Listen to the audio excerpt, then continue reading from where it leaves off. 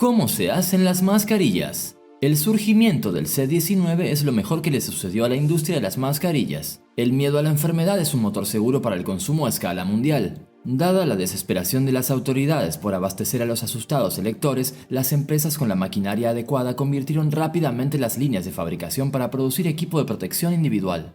Historia de las mascarillas. La mascarilla es un objeto que ha salvado millones de vidas y que durante el 2020 al 2022 fue la protagonista de conversaciones, titulares e incluso disputa política. Este objeto que se convirtió en cotidiano tiene una interesante historia detrás, llena de incertidumbres, experimentos y vidas salvadas. Una de las primeras mascarillas utilizadas es la de pico de pájaro. Esta fue inventada durante las epidemias de peste ocurridas en Europa durante el siglo XIV.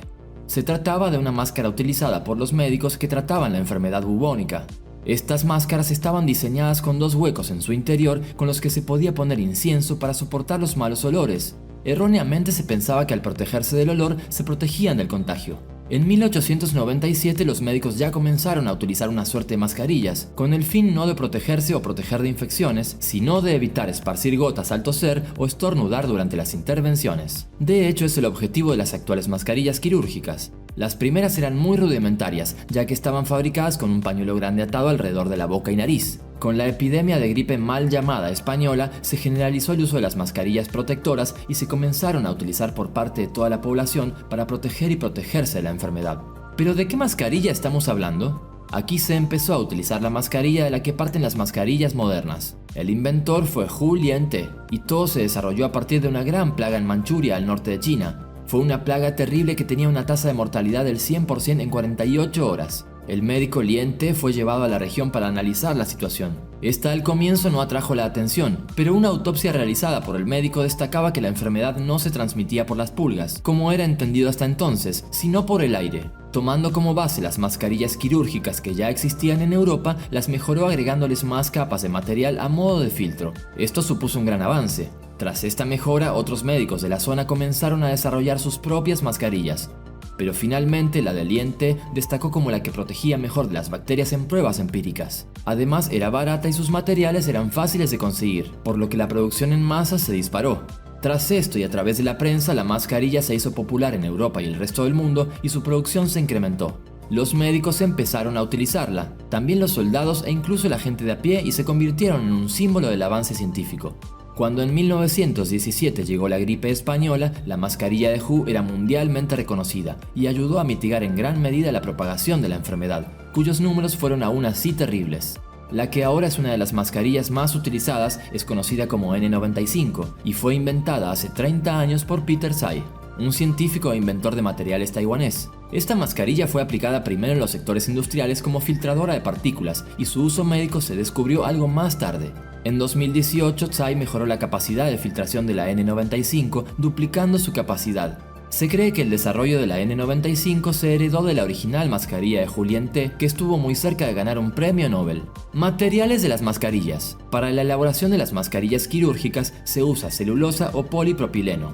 Esos materiales se convierten en fibras que se superponen para crear una tela no tejida. Las telas que sí son tejidas no son recomendables para las mascarillas, ya que entrelazan los hilos dejando huecos por los que se cuelan las partículas. El compuesto a base de fibras no solo es el material óptimo para evitar que los patógenos lleguen a las vías respiratorias, también lo es para facilitar la respiración. Es suficientemente compacta como para retener la mayoría de los gérmenes en el exterior, pero permitir el paso del aire limpio al interior. Proceso productivo de las mascarillas. A continuación veremos el proceso de fabricación de las mascarillas. Corte del patrón plano. El corte del patrón puede realizarse con máquinas de corte. Esta máquina realiza la operación de corte de la tela. Esta operación es decisiva. Una vez realizada es prácticamente imposible corregir errores graves. Para realizar el corte se pueden utilizar tijeras convencionales o máquinas cortadoras. Entre estas últimas se tienen máquinas de cuchillas rotatorias, las cuales son adecuadas para cortes rectos o con curvas graduales. La máquina posee de un disco de 4 a 20 centímetros de diámetro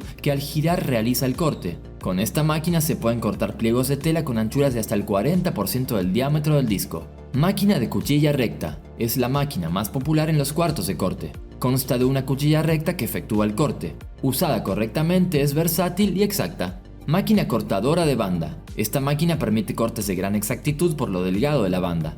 Finalmente se tienen los mecanismos asistidos por computadora que constituyen las innovaciones últimas en términos de corte.